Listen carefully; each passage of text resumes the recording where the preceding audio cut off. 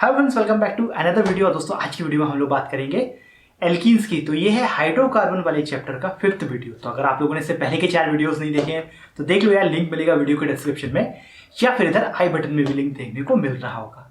अगर आप लोगों ने ऑलरेडी वो वीडियोस देखे हुए हैं या फिर आप सिर्फ और सिर्फ एल्कीन्स के बारे में समझना चाहते हैं तो फिर जल्दी से वीडियो करते हैं स्टार्ट। आप लोग बने रहिए मेरे साथ। मेरा नाम है मुदस्सर, आप देख रहे हैं keep educating yourself. Alright guys, यार तो हम देखो एल्कीन्स को अभी तक पूरी तरह से डिस्कस कर चुके हैं। अब हम स्टार्ट करेंगे एल्कीन्स का। तो ये तो आपको पुराने वाले वीडियो का है जहाँ पे मैंने कॉन्फर्मेशन को समझाया था। तो फिलहाल आज हम स्टार्ट करेंगे एल्कीन्स से। थोड़ा गंदा गंदा इस पर लिख रहा हूँ मैं, बट कोई बात नहीं। हाँ जी, तो एल्कीन्स होता क्या है यार? एल्कीन्स मतलब alkene is nothing but a hydrocarbon which is unsaturated. तो ऐसे हाइड्रोकार्बन या फिर एक ऐसा हाइड्रोकार्बन जो कि अनसैचुरेटेड है, मतलब उसमें डबल बॉन्ड का प्रेजेंस है। एक डबल बॉन्ड है या एक से ज्यादा है वो अलग बात है, बट अगर एक भी डबल बॉन्ड आ गया किसी भी हाइड्रोकार्बन में तो उसको हम बोलेंगे एल्कीन। ठीक है, तो नॉर्मली हमने अभी तक एल्कीन पढ़ा था जहां पे क्या था, वो एक सैचुरेटेड कंपाउंड था, सारी की सारी सिंगल बॉन्ड थे। एल्कीन में एक मिनिमम डबल बॉन्ड जरूर होगा। जैसे कि एग्जांपल देख लेते तो ये होता है CH3 CH double bond CH2। तो यहाँ पे क्या होगा, एक डबल बॉन्ड आ गया तो ये बन गया हमारा एल्कीन।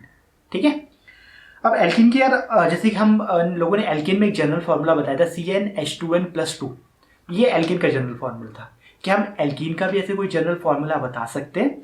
तो इसका हम बता तो सकते हैं यार, CnH2n दैट्स इट। क्योंकि अगर हम नॉर्मल एल्कीन से देखेंगे तो यहाँ पे 2 हाइड्रोजन कम होंगे क्योंकि एक डबल बॉन्ड आ गया। बट ये फॉर्मूला सब जगह ऐसे काम नहीं करेगा। अगर मान लो कोई रिंग में कंपाउंड है तो काम नहीं करेगा, या फिर अगर एक से ज्यादा डबल बॉन्ड है तो भी ये फॉर्मूला काम नहीं करेगा। तो सिंपली अगर आपको पता लगाना है कि कोई कंपाउंड एल्कीन है या नहीं है तो एक काम करो, आप CnH2n वाले फॉर्मूला CnH2n+2 वाले फॉर्मूले से देख लो। अगर वो एल्कीन नहीं है मतलब वहां पे अनसैचुरेशन है, तो वो एल्कीन भी हो सकता है या फिर एल्काइन भी हो सकता है। वो आप उसके हिसाब से समझ सकते हो, मॉलिक्यूल के हिसाब से। तो फिलहाल अगर कोई जनरल फॉर्मूले की बात करता है तो वो CnH2n ही रहेगा, but this will not be true for all the alkenes. ठीक है, बिल्कुल सिंपल। अब यहाँ पे इंपॉर्टेंट चीज आती है जब हम इसकी बॉन्डिंग को समझते हैं। यहाँ पे हम हाइब्रिडाइजेशन को समझते हैं, जो कार्बन डबल बॉन्ड बना रहे हैं उसकी। तो जनरली हमने देखा है कि कार्बन की जो इलेक्ट्रॉनिक कन्फिग्रेशन होती है, जो कार्बन एटॉमिक नंबर कितना हो जाता है इसका 6। तो कन्फिग्रेशन क्या होगी देखो, 1s2 2s2 and then 2p2। ठीक, ये है इसकी जनरल इलेक्ट्रॉनिक कन्फिग्रेशन। अगर आप देखो इसी जनरल इलेक्ट्रॉनिक कन्फिग्रेशन की हम बात करें तो मैं आउटर मोस्ट शेल दिखाऊंगा आपको। तो मान लो ये देखो हो गया मेरा 2s वाला orbital and this is 2p वाला। ठीक है, तो ये p सब शेल और उसके 3 ऑर्बिटल्स। तो यहाँ पे देखोगे आप 2 इलेक्ट्रॉन्स होंगे और यहाँ पे भी कितने 2 इलेक्ट्रॉन्स होंगे। तो ये होता है हमारा ग्राउंड स्टेट में। ग्राउंड स्टेट मतलब जब बॉन्डिंग नहीं हो रही होती है। और जब बॉन्डिंग हो रही होती है तो हम चले जाते हैं एक्साइटेड स्टेट में। तो हम अगर हम एक्साइटेड स्टेट को दिखाएं, एक्साइटेड स्टेट, तो देखो एक्साइटेड स्टेट में क्या होगा कि 2s वाला जो ऑर्बिटल है वहां पे सिर्फ और सिर्फ एक इलेक्ट्रॉन रह जाएगा और ये इलेक्ट्रॉन जंप करके कहां पहुंच जाएगा, ये पहुंच जाएगा 2p में। तो 2p में जहां पे पहले 2 इलेक्ट्रॉन थे अब वहां पे 3 हो गए होंगे। तो अगर कार्बन क्या करता है, 4 बॉन्ड बनाता है, 4 कोवेलेंट बॉन्ड बनाता है, तो मतलब कि 4 सिंगल इलेक्ट्रॉन्स को शेयर करेगा। और जब शेयर करेगा तो इसका मतलब क्या, वहां पे कौन कौन से ऑर्बिटल्स इन्वॉल्व होंगे, एक s ऑर्बिटल और 3 p ऑर्बिटल। मतलब हाइब्रिडेशन क्या होगी वहां पे, sp3। तो ये जनरली sp3 कहां मिलती है हमें, जब सारे के सारे सिंगल बॉन्ड बन रहे होते हैं। बट अब यहां पे क्या हो रहा है कि एक डबल बॉन्ड भी आ जा रहा है। तो डबल बॉन्ड के केस में देखो क्या होता है यार, लिख देते हैं हाइब्रिडाइजेशन इन एल्कीन्स। तो एल्कीन्स में जो हाइब्रिडेशन आती है कार्बन की, जो कि डबल बॉन्ड फॉर्म कर रहा होता है, वो निकल के आती है sp2। तो sp2 से आप समझ सकते हो कि एक s और 2 ही p पार्ट ले रहे हैं, तीसरा p पार्ट नहीं ले रहा है बॉन्डिंग में। और अगर हम इसको रिप्रेजेंट करें तो कैसे करेंगे, तो ऐसे समझ सकते हो जैसे एक एल्कीन ले लेते हैं सबसे छोटा, एथीन। तो मान लो एक कार्बन ये रहा, दूसरा कार्बन ये रहा। तो जनरली क्या होगा कि यहाँ पे एक s और 3 p ही ले रहे हैं, मतलब जो हाइब्रिड ऑर्बिटल्स बनेंगी वो 3 ही बनेंगी, एक s और 2 p मिला के 3। तो इसको आप ऐसे भी दिखा सकते हो कि एक ऑर्बिटल ये रही। ठीक है, इसका थोड़ा सा आई थिंक जगह बना देते हैं तो ज़्यादा अच्छे से समझ जाएगा। एक कार्बन इधर, दूसरा कार्बन इधर, तो इसकी हाइब्रिड ऑर्बिटल देखो एक ये रही। ठीक है, एक ये रही और एक ये तीनों बराबर बराबर है, ठीक है। आपको अनइक्वल लग सकती है बट ये तीनों बराबर है, ठीक है। अब दूसरी क्या होगा, देखो एक ये इसकी ऑर्बिटल हो गई, इसकी ये और इसकी ये। तो ये मैं क्या बना रहा हूँ दोस्तों, ये मैं बना रहा हूँ ethene molecule CH2 double bond CH2। तो यहाँ पे क्या होगा, देखो एक हाइड्रोजन इधर रहेगा, तो ये हाइड्रोजन से हाइड्रोजन में तो एक एस ऑर्बिटल ही होता है, एस ऑर्बिटल आपको पता है स्फेरिकल होता है। तो ये देखो हेड ऑन हेड ओवरलैपिंग कर लेगा, मतलब सिग्मा बॉन्ड बना लेगा, या फिर हम सिंगल कोवेलेंट बॉन्ड की बात करें तो यहाँ पे क्या होगा, देखो एक सिग्मा बॉन्ड ये बन गया, ठीक है, एक सिग्मा बॉन्ड ये बन गया, एक सिग्मा बॉन्ड ये बन गया। और इसलिए हमने कभी भी हाइब्रिडेशन निकाली होती है तो उसका एक तरीका क्या है, चोर तरीका, कि number of sigma bonds count कर लो। तो अगर आप कोई भी कार्बन देख लो, ये वाला कार्बन देख लो डबल बॉन्ड में जो इन्वॉल्व है, यहाँ पे 3 सिग्मा बॉन्ड बना रहा है, 3 सिग्मा का मतलब इसकी हाइब्रिडेशन हो गई sp2, एक s 2 p sp2, simple. 3 sigma bond मतलब sp2, हो गया, 3 डन ऐसे। अब बात रह गई यार कि जब sp2 हाइब्रिडेशन है तो फिर एक p ऑर्बिटल अभी भी खाली बचा है। भाई p में कितने 3 ऑर्बिटल होते हैं, लेकिन यहाँ पे हाइब्रिडेशन है sp2, एक s और 2 p। अब तीसरा p का कहाँ गया है ऑर्बिटल, तो वो भी इधर ही है बट वो खाली है। इसको हम पेन चेंज करके बना देते हैं, क्योंकि अब अपने पास में ये लिबर्टी है कलर चेंज करने की, लेट्स से हम इसको ब्लू कलर का ले लेते हैं। ओके, तो कुछ गड़बड़ किया पता नहीं, एनीवेज। हाँ जी गाइस, तो अभी देखो क्या होगा कि इसके पास में देखो एक ऑर्बिटल इसकी ये p ये रही। अभी हम यहाँ पे पूरी ऑर्बिटल बनाएंगे, ठीक है। देखो p ऑर्बिटल कैसी होती है, डम्बल शेप होती है, तो अब हम इसको प्रॉपर डम्बल शेप बनाएंगे इधर। और इसकी भी क्या p रहेगी, डम्बल शेप, वो हमने फिर से बना देते हैं, वो हमने ऐसे बना दिया। अब ये क्या करेंगे, दोनों साइडवेज ओवरलैपिंग कर लेंगे, मतलब ये और ये थोड़ा सा ओवरलैप कर लेगा, ये और ये थोड़ा सा और मूव करके ओवरलैप कर लेगा। तो जब भी कभी ऊपर और नीचे क्या होगा, ओवरलैपिंग होती है, इसको हम बोलते हैं पाई बॉन्ड। तो ये क्या हुआ, ये है हमारा पाई बॉन्ड।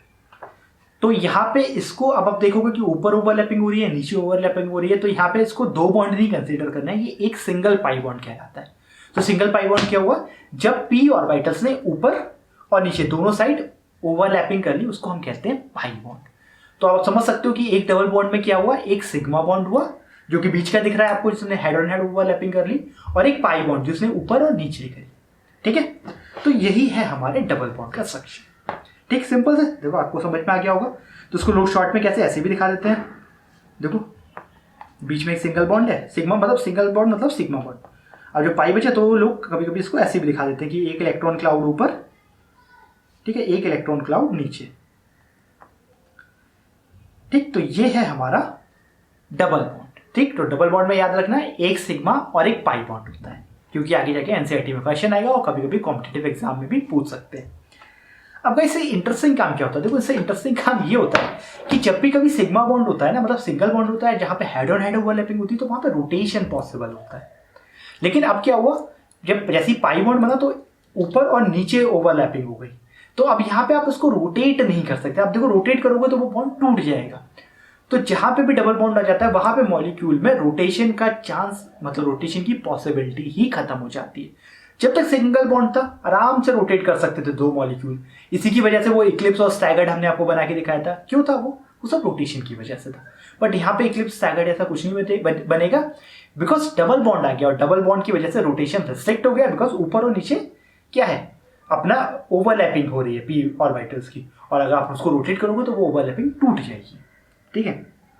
और डबल बॉन्ड के साथ में देखो इंटरेस्टिंग काम क्या हुआ, इसने मॉलिक्यूल को ज्यादा रिएक्टिव बना दिया। अब आप बोलोगे यार रिएक्टिव कैसे बना दिया, तो रिएक्टिव ऐसे बना दिया कि आप देखो ऊपर भी इलेक्ट्रॉन डेंसिटी है, नीचे भी इलेक्ट्रॉन डेंसिटी है। इसका मतलब यहाँ पे कोई भी इलेक्ट्रोफाइल आके एल्कीन्स को अटैक कर सकता है। कौन अटैक कर सकता है, इलेक्ट्रोफाइल। अब ये इलेक्ट्रोफाइल क्या होते हैं, इलेक्ट्रोफाइल आपको पता है ये होते हैं electron loving species, electron loving species.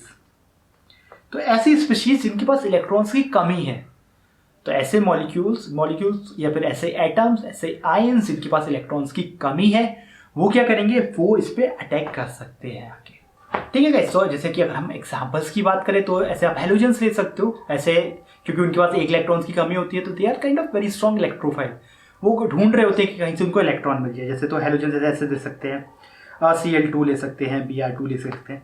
ऐसे ही इलेक्ट्रॉन डेफिशिएंट मॉलिक्यूल्स को ले सकते हो, जैसे आप हो गया AlCl3 हो गया। यहाँ पे क्या इलेक्ट्रॉन्स की कमी है एल्यूमिनियम के पास, तो इस तरह से जो है आप क्या कर सकते हो, मतलब आप नहीं कर सकते हो, इसकी वजह से क्या हुआ कि इलेक्ट्रोफाइल्स इजीली आके डबल बॉन्ड वाले कार्बन को अटैक कर सकते हैं या फिर डबल बॉन्ड को अटैक कर सकते हैं, क्योंकि वहां उन्हें इलेक्ट्रॉन डेंसिटी दिख रही है ऊपर और नीचे, तो वो दोनों साइड से अट्रैक्ट होंगे।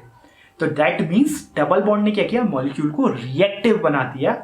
इसका मतलब एल्केन्स से ज्यादा रिएक्टिव होंगे एल्कीन्स। ठीक है, समझ गए। और यहाँ पे कंफ्यूज ये नहीं होना है कि यार आप सोचो कि यार डबल बॉन्ड है, डबल बॉन्ड तो ज्यादा स्ट्रांग होगा, देखो जैसे सिंगल बॉन्ड किया होगा एक पर्टिकुलर बॉन्ड एंथैल्पी होगी, double bond definitely single bond से ज्यादा स्ट्रांग होगा। और आप सोचोगे कि बॉन्ड ज्यादा स्ट्रांग है तो बॉन्ड ब्रेक नहीं होगा, और बॉन्ड ब्रेक नहीं होगा तो फिर रिएक्टिविटी कम रहेगी। ऐसा नहीं है बिल्कुल भी। डबल बॉन्ड में एक सिग्मा और एक पाई है, sigma bond as it is रहेगा, पाई बॉन्ड ब्रेक हो जाएगा, और पाई बॉन्ड को ब्रेक करना आसान है। ठीक है गाइस, क्योंकि इलेक्ट्रॉन डेंसिटी है, कोई भी उसको इलेक्ट्रोफाइल अटैक कर सकता है। तो बस इतनी सी बात याद रखनी कि डबल बॉन्ड की वजह से एल्कीन्स हो गए रिएक्टिव, और किसके लिए, मतलब कौन यहाँ पे इजीली आके अटैक कर सकता है, कोई भी इलेक्ट्रोफाइल, कोई भी इलेक्ट्रॉन लविंग स्पीशीज, कोई भी ऐसे मॉलिक्यूल जिनके पास में इलेक्ट्रॉन्स की कमी हो। ठीक है, तो बस इतनी सी ही बात बतानी थी। अब हम आ जाते हैं इसके नोमेनक्लेचर पे, इसकी नेमिंग पे। तो यार नेमिंग वेमिंग तो पता ही है, इसी सिंपल सी ही है। अगर आपको एल्केन्स की नेमिंग आती है तो सेम एल्कीन्स की भी रहेगी नोमेनक्लेचर, बस लास्ट में हम लोग क्या लगा देंगे, ईन लगा देंगे। जैसे पहले एन लगाते थे, अब ईन लगा देंगे। अब क्या है, जो एनसीईआरटी में है वो तो हम करवाएंगे एग्जाम्पल्स, तो आप उतने ही कर लो, उतने सफिशिएंट है, ज्यादा चक्कर में नहीं पड़ना है। तो अब एनसीईआरटी में देखो जो भी एग्जाम्पल्स दे रखे हैं वो मैं यहाँ लिखता हूँ और सॉल्व कर लेंगे, बहुत आसान है यार। तो वैसे ये देखो 6 एग्जाम्पल जो मैंने आपके सामने लिख दिए जल्दी से, ये आपके एनसीईआरटी में दे रखे हैं, तो हम इनकी सारी नेमिंग करेंगे, फिर जो क्वेश्चन में दे रखे हैं उनकी भी नेमिंग करेंगे। ठीक है, तो स्टार्ट करते हैं यार। देखो तो पहला वाला बहुत सिंपल है, आपको पता है यार 3 कार्बन का लीनियर मॉलिक्यूल है और एक कार्बन पे डबल बॉन्ड है, तो ये क्या हो गया, प्रोपीन प्लस प्रोपीन, प्रोप 1 लिख दो या फिर इसको प्रोपीन लिख दो, एक ही बात है। तो उसका नेम क्या हो गया, प्रोपीन, तो मैं प्रोपीन ही लिख रहा हूँ। नेक्स्ट देखते हैं, तो देखो अब 4 कार्बन का है और एक कार्बन पे डबल बॉन्ड है, तो उसको क्या हो गया, ये ब्यूटीन हो गया। ठीक है, इसको हम क्या लिख सकते हैं, इसको हम ब्यूट 1 इन भी लिख सकते हैं, एक ही बात है। ठीक है, ब्यूटीन, या फिर हम क्या लिख सकते हैं इसको, इसके ऊपर लिख देता हूं मैं ब्यूट -1 इन।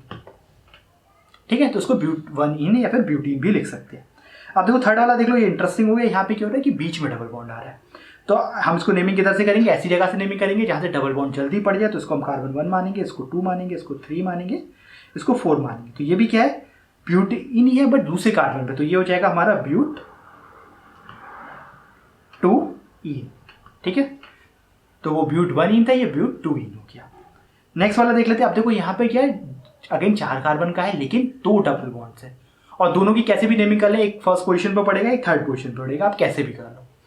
तो इसका नाम देखो ध्यान से देखना क्या हो जाएगा, इसका नाम हो जाएगा ब्यूटा, ब्यूटा -1,3 डाइईन। ठीक है, अब आप लोग देखोगे यहाँ पे ब्यूट की जगह मैंने क्या लिखा, ब्यूटा लिखा। जैसे ऊपर देखोगे BUT-2 तो यार देखो यहाँ पे लास्ट में हम लोग इसका सफिक्स क्या लगा रहे हैं, वो हम ईन लगा रहे हैं। तो अगर जो से पहले का चीज है, अगर वहां पे कोई भी वॉवेल आता है, मतलब AEIOU आता है या फिर, तो उसको हम हटा देंगे, ये बस कहने का मतलब है। अब देखो यहाँ पे हम देखेंगे तो नंबर की बात क्या आ रहा है, D आ रहा है, डी इज अ कॉन्सोनेंट, तो हम ब्यूटा पूरा लिखेंगे। जनरली हम देखो 4 को ब्यूटा बोलते हैं, BUT है ब्यूटा, लेकिन ऊपर हमने सिर्फ ब्यूट लिख दिया था बिकॉज लास्ट में सफिक्स में भी E आ रहा था। बट यहाँ पे क्या हो रहा है, अभी स्टार्ट हो रहा है D से, इसलिए हमने इसको ब्यूटा लिखा, ब्यूट नहीं लिखा, ब्यूट 1,3 डाइन नहीं लिखा, हमने लिखा ब्यूटा। तो ये चीज का ध्यान रखना है आप लोगों को। नेक्स्ट वाला देख लेते हैं। आप देखो यहाँ पे ब्रांचिंग भी हो गई, तो ऑब्वियसली इसको हम पहला कार्बन मानेंगे, ये तो दूसरा और तीसरा, तो क्या हो जाएगा 2 मिथाइल प्रोपीन या फिर 2 मिथाइल प्रोप 1 E। तो 2 मिथाइल, और बाकी हम इसको प्रोपीन भी लिख सकते हैं बिकॉज फर्स्ट कार्बन है, तो इतना कोई टेंशन लेने की जरूरत नहीं है। अब नेक्स्ट वाला देख लेते हैं। यहाँ पे भी देखो ब्रांचिंग भी हो रही है और डबल बॉन्ड भी आ रहा है, तो फिर अब हमारे पास में फिर से वही क्वेश्चन है कि क्या करें, तो हम अगेन डबल बॉन्ड को प्रेफरेंस देंगे। तो इसका मतलब ये कौन सी ब्रांचिंग आएगी, यहाँ पे थर्ड पोजीशन पे ब्रांचिंग आएगी, ये कौन सा थर्ड कार्बन हो जाएगा हमारा। तो अगेन हमारा क्या हो जाएगा, ये 3 मिथाइल, ओके, और फिर ब्यूटीन या फिर ब्यूट 1 इन, कुछ भी लिख दो आप, ठीक है, एक ही बात है। तो गाइज ये तो वैसे हो गए। अब हम आ जाते हैं क्वेश्चंस पे। क्वेश्चंस वाले एक्चुअली एग्जांपल्स काफी अच्छे हैं। तो एनसीईआरटी के क्वेश्चन देखो आपको इधर इधर इधर कहीं तो दिख रहे होंगे स्क्रीन पर, देख लो, और मैं इनको सॉल्व करना स्टार्ट करता हूं। तो देखो पहला जो एनसीईआरटी का क्वेश्चन है उसका उन्होंने पूछा हुआ है हमारे पास से, कुछ इस तरह का दे रखा है, मैं लिख देता हूँ। तो गाइस देखो मैंने आपको ये सामने लंबा चौड़ा मॉलिक्यूल लिख दिया है। तो देखो अब जब भी हम कभी नोमेनक्लेचर करते हैं तो हमारा सबसे पहला एम होता है यार कि लॉन्गेस्ट कार्बन चेन को आइडेंटिफाई करना है। आइडेंटिफाई कर लेते हैं, आइडेंटिफाई कर लिया तो बस सारा काम हमारा आसान हो जाएगा। तो लॉन्गेस्ट कार्बन चेन को आइडेंटिफाई करते हैं और इसको जो भी एक कंडेंस फॉर्म में लिखा है इसको और ओपन फॉर्म में लिखते हैं। तो देखो कैसे लिखेंगे हम, मैंने कलर चेंज किया पेन का। So now this will be something like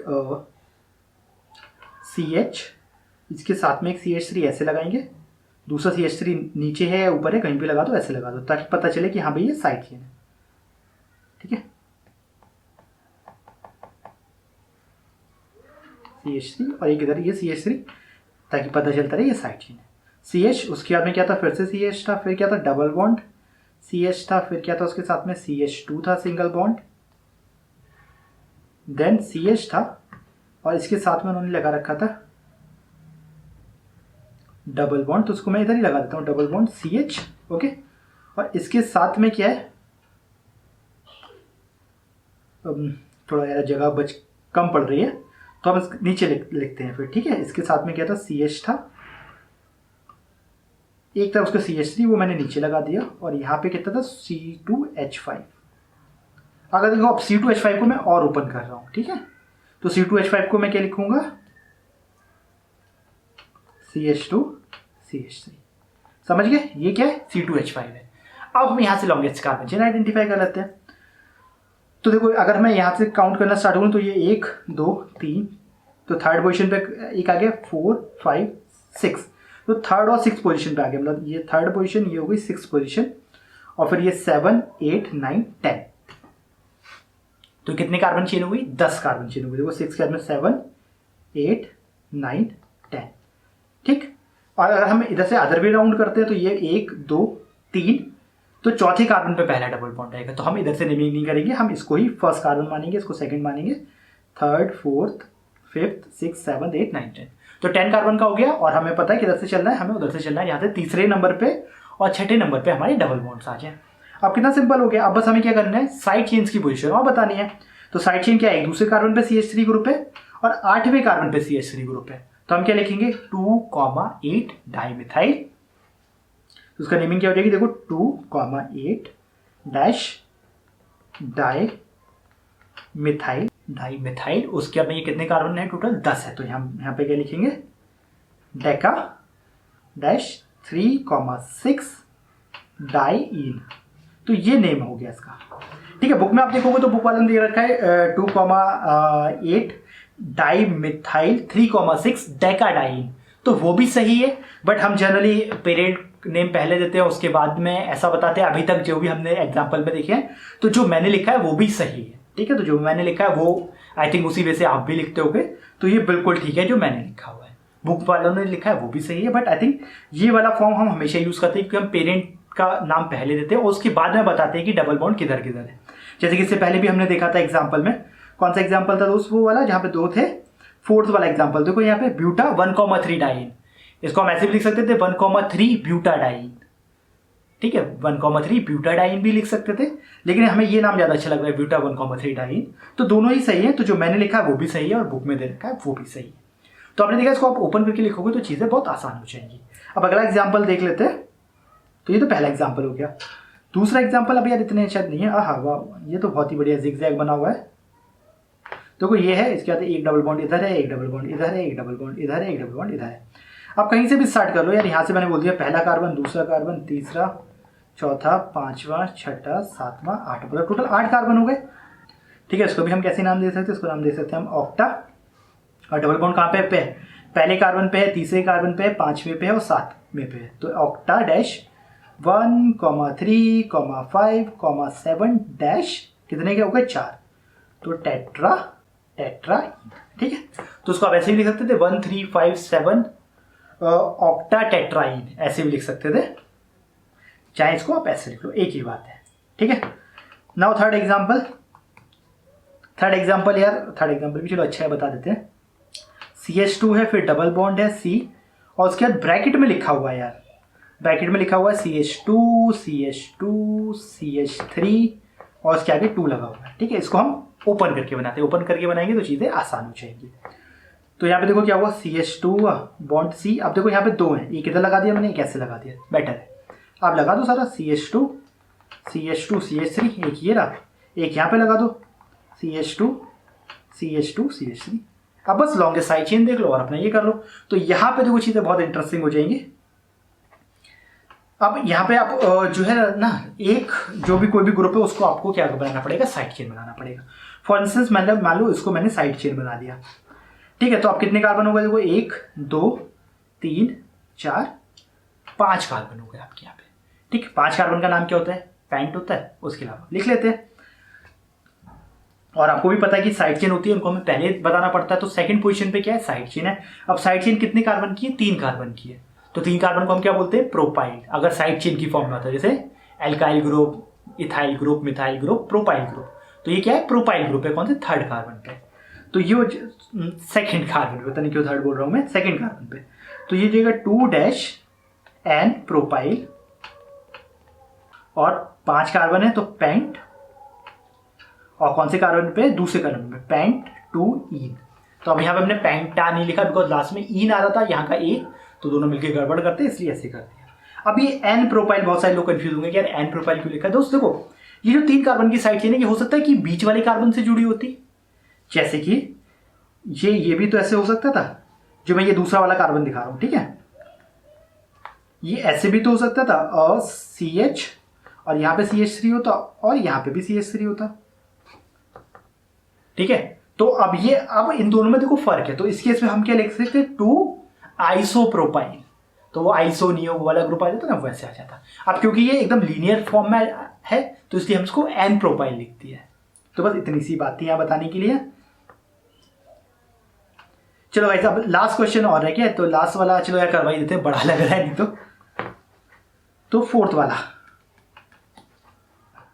तो अब मैंने ये बना लिया, बस मेरा सबसे वही काम है पहला, क्या, लॉन्गेस्ट कार्बन चेन को आइडेंटिफाई करना है, वो तो हम कर ही लेंगे।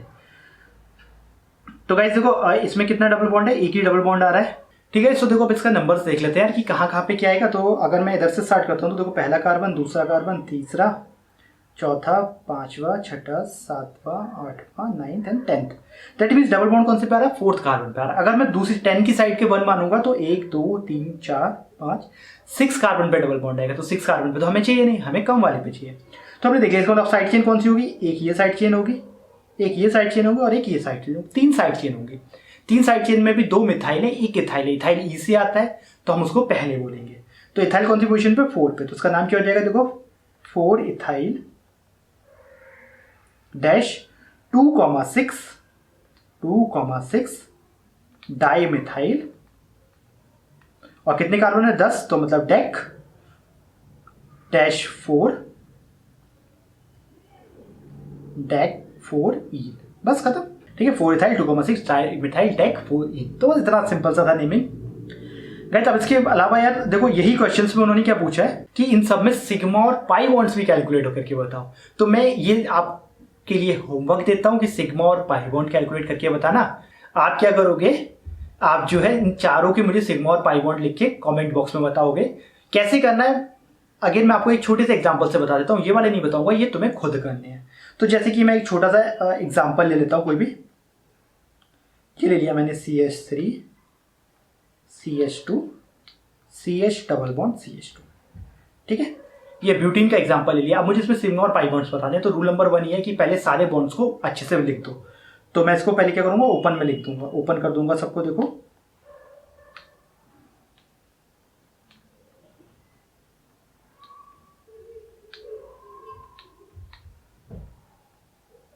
ये मैंने सबको ओपन में कर दिया। आपको पता है सिंगल बॉन्ड मतलब सिग्मा बॉन्ड, डबल बॉन्ड में मतलब एक सिग्मा एक पाई। तो कितने से होगा, देखो 1 2 3 4 5 6 7 8 9, और यहाँ पे पाई भी आएगा 10 और 11। तो यहाँ पे 11 सिग्मा बॉन्ड्स हैं और एक पाई बॉन्ड है।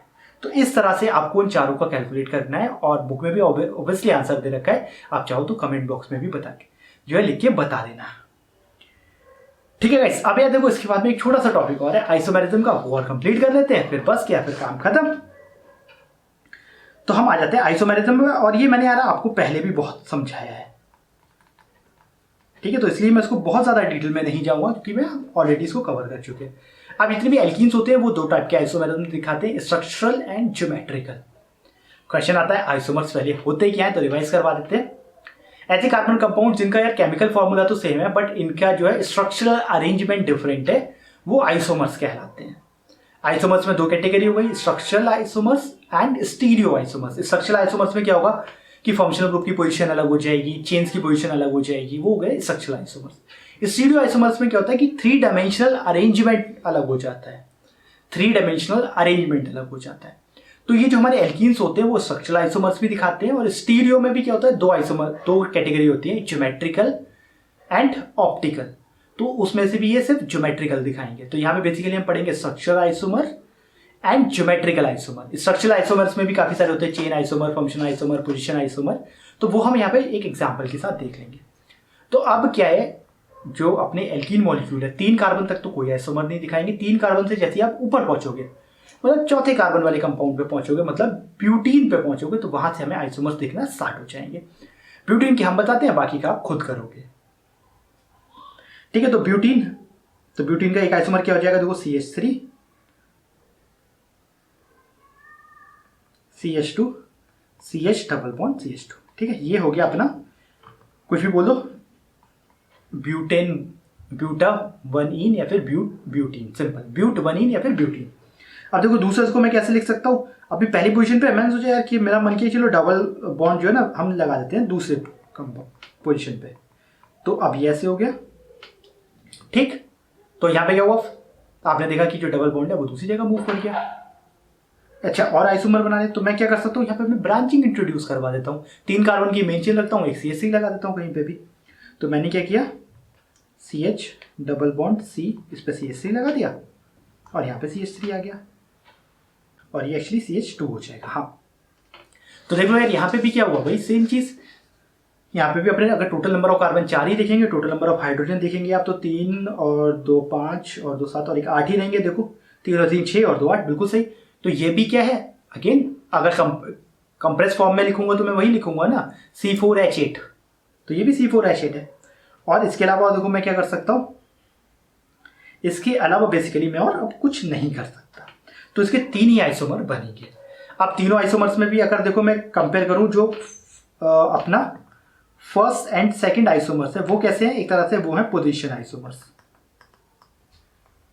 पोजीशन आइसोमर्स क्यों है, बिकॉज यहाँ पे फंक्शनल ग्रुप या फिर जो फंक्शनल ग्रुप है बेसिकली यहाँ पे वो डबल बॉन्ड है, सिर्फ डबल बॉन्ड की पोजीशन अलग अलग कार्बन पे आ रही है, तो वो पोजीशन आइसोमर्स हो गए। इसके अलावा अगर मैं बात करूं 1 और 3 की एंड 2 और 3 की, तो 1 और 3, 2 और 3 ये कैसे हैं, ये है चेन आइसोमर्स। चेन आइसोमर्स इसलिए क्योंकि यहाँ पे जो मेन चेन है वही दोनों की अलग है। अगेन कंडेंस फॉर्मूला सेम है, C4 चार कार्बन, हाँ C4H8 का, लेकिन इनकी जो मेन चेन है वो अलग अलग है। तो यहाँ पे पोजीशन आइसोमर्स आ गया आपके साथ में, चेन आइसोमर आ गया, ये बेसिकली स्ट्रक्चरल आइसोमर्स का पार्ट है। तो बस इतना सही था इसमें। अब इसके अलावा एनसीईआरटी में एक क्वेश्चन है जो आपको इधर इधर कहीं दिख रहा होगा, इस क्वेश्चन को उन्होंने सॉल्व भी किया हुआ है, तो मैं चाहता हूँ कि आप इसको खुद से सॉल्व करें, आंसर आपके सामने अवेलेबल है। ठीक है, तो कोई दिक्कत वाली बात नहीं है। अब हम नेक्स्ट पे आ जाते हैं, जिसको हम बोलते हैं ज्योमेट्रिकल आइसोमर्स। ज्योमेट्रिकल आइसोमर्स, तो ज्योमेट्रिकल आइसोमर्स क्या होते हैं, इनमें बेसिकली हम लोग पढ़ेंगे सिस और ट्रांस वाले। तो ज्योमेट्रिकल मतलब जिनकी ज्योमेट्री अलग हो या 3 डायमेंशनल शेप अलग हो। जैसे कि अब हमने एक एग्जांपल लिया, कार्बन डबल बॉन्ड कार्बन। ठीक है, इसके यहाँ पे मान लो, अब यहाँ पे कोई भी 4 ग्रुप हो सकते हैं, ABCD। ठीक है, अब इनकी पोजीशंस कैसी है, इससे हम लोग ज्योमेट्रिकल आइसोमर्स डिटरमाइन करेंगे। और ज्योमेट्रिकल आइसोमर्स 2 टाइप के होते हैं, सिस एंड ट्रांस। अब वो कैसे कैसे बनते हैं वो हम समझ लेते हैं थोड़ी देर के लिए। मान लो हमारे पास में ये कंपाउंड है C डबल बॉन्ड C, यहाँ पे लगा एक हाइड्रोजन, यहाँ पे लगा एक मिथाइल ग्रुप, यहाँ पे भी लगा एक हाइड्रोजन और यहाँ पे लगा एक मिथाइल ग्रुप। तो यहाँ पे आप देखोगे कि जो सिमिलर ग्रुप्स हैं वो सेम साइड पे, जैसे कि हाइड्रोजन हाइड्रोजन सिमिलर है वो सेम साइड पे, या फिर मिथाइल मिथाइल सिमिलर है वो भी सेम साइड पे। तो जब एक जैसे ग्रुप सेम साइड पर होते हैं, ठीक है, डबल बॉन्ड को ऐसे प्लेन मान लो, डबल बॉन्ड के ऊपर और डबल बॉन्ड के नीचे, तो डबल बॉन्ड के ऊपर भी सिमिलर ग्रुप्स हैं, डबल बॉन्ड के नीचे भी सिमिलर ग्रुप्स हैं, तो उसको हम क्या बोलते हैं, उसको हम बोलते हैं सिस आइसोमर। क्या बोलते हैं, सिस आइसोमर। अब इसका अगर हमें ट्रांस बनाना हो तो हम क्या करेंगे, यहाँ पे मान लो हाइड्रोजन रहने दिया, तो हमने यहाँ पे CH3 लगा दिया, तो उसका हाइड्रोजन इधर आ जाएगा और उसका CH3 इधर आ जाएगा। तो ये क्या हो गया यार, ये हो गया हमारा ट्रांस आइसोमर।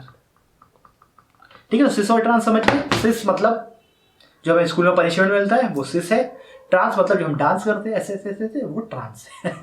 ठीक है, तो अब यहाँ पे एक बहुत इंपॉर्टेंट बात आती है कि अगर हम स्टेबिलिटी की बात करें, कौन ज्यादा स्टेबल होगा, तो आप समझ सकते हो कि ट्रांस वाला ज्यादा स्टेबल होगा, बिकॉज यहाँ पे क्या है कि बैलेंस बराबर है। अब जैसे मान लो एक जैसे ग्रुप बल्कि ग्रुप है, जैसे CH3 क्या होते हैं, बल्कि ग्रुप होते हैं, बड़े ग्रुप होते हैं। दोनों CH3 अगर एक साइड होंगे तो ये इसको रिपेल करेगा, ये इसको रिपेल करेगा, तो यहाँ पे दिक्कत आएगी। दो CH3 अगर ऐसे ही हैं, ठीक है, तो वहां पे क्या होगा, उनका रिपल्सन कम से कम हो जाएगा। तो आपको क्या याद रखना है कि जो ट्रांस वाले होते हैं वो कैसे होते हैं, ज्यादा स्टेबल होते हैं। ट्रांस वाले क्या होते हैं, ज्यादा स्टेबल होते हैं। तो अगर वो सॉलिड्स की फॉर्म में है तो उनका मेल्टिंग और बॉइलिंग पॉइंट ज्यादा देखने को मिलेगा। लेकिन सिस वालों में क्या होता है, सिस वाले एक्चुअली ज्यादा डाइपोल मूवमेंट शो करते हैं, सिस वाले ज्यादा पोलर होते हैं। अब देखो वो मेरा पोलर का क्या मतलब है, ये जो आइसोमर बनाया ना इनको मैं दिखा देता हूँ। CH3 इन जनरल कैसा होता है, इलेक्ट्रॉन रिलीजिंग ग्रुप होता है, ये इलेक्ट्रॉन छोड़ता है। तो यहाँ पे देखो एक सिस लगा, इधर से इलेक्ट्रॉन छोड़ रहा होगा, और एक सिस इधर लगा, ये इधर से इलेक्ट्रॉन छोड़ रहा होगा। सिमिलरली यहाँ पे क्या होगा, इधर से इलेक्ट्रॉन आ रहे होंगे और इधर से आ रहे होंगे। अगर आप जब ऊपर वाले में देखोगे तो ये दोनों सेम डायरेक्शन में आ रहे हैं, और आपको पता है वेक्टर्स जो अपना ये जो है वेक्टर्स के जैसे काम करते हैं। तो वेक्टर सेम डायरेक्शन में क्या होते हैं, एड अप हो जाते हैं, ऑपोजिट डायरेक्शन में कैंसिल आउट हो जाते हैं। तो सिस वाला कैसा होगा, ये ज्यादा पोलर रहेगा। और ट्रांस में क्या होगा कि यही कैंसिल आउट हो जाएगी पोलैरिटी। क्यों, क्योंकि एक इधर से आ रहा है, एक इधर से आ रहा है, कैंसिल आउट हो गए दोनों, क्योंकि ऑपोजिट डायरेक्शन में। तो इसलिए सिस वाले कैसे होंगे, मॉलिक्यूल ज्यादा पोलर होंगे, उनकी पोलैरिटी ज्यादा होगी या फिर उनका डाइपोल मोमेंट ज्यादा होगा। और जो ट्रांस वाले होंगे वो ज्यादा स्टेबल होंगे, मतलब उनका जो है मेल्टिंग और बॉइलिंग पॉइंट ज्यादा देखने को मिल सकता है। अब गाइस बस यार जो है एक दो चीज और फिर यहाँ पे खत्म।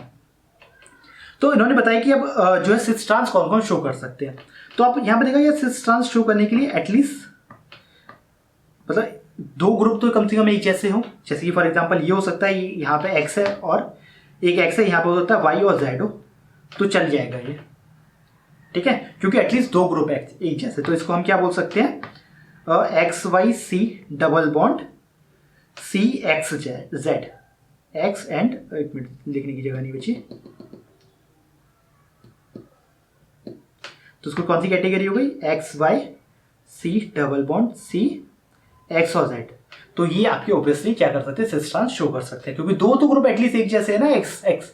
तो अगर XX एक साइड में सिस, XX अपोजिट डायरेक्शन में ट्रांस, ठीक।